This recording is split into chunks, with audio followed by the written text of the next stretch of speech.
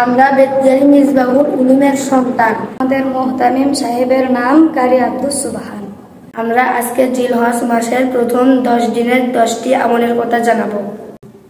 1 number, নখ ও চুল না কাটা। 2 নাম্বার, জিলহজের প্রথম 9 দিন রোজা রাখা, বিশেষ করে আরাফার দিন রোজা রাখা। 3 নাম্বার, বেশি পরিমাণে আল্লাহর জিকির করা। 4 নাম্বার, যথাসম্ভব সাদাকা করা। 5 নাম্বার, বেশি পরিমাণে তাকবীর পাঠ করা। 6 নাম্বার, বিরতিহীনভাবে দোয়া করতে থাকা। 7 নাম্বার, বেশি বেশি নফল ইবাদত করা। 8 নাম্বার, আন্তরিকভাবে তওবা করা। 9 নাম্বার, সামর্থ্য থাকলে হজ ও উমরাহ করা। 10 নাম্বার, সামর্থ্যবান হলে পশু কুরবানি করা। আপনারা মিসবাহুল উলুমের সন্তান? জি। আপনাদের মোহতামিম সাহেবের নাম কারি আব্দুস সুবহান? জি। আচ্ছা, এটা জিলকদ মাস চলতেছে, আজকে জিলকদ মাসের 25 তারিখ। তো সামনেতে আর সময় বেশি নাই, কয়েকটা দিন পরে জিলহজ মাস।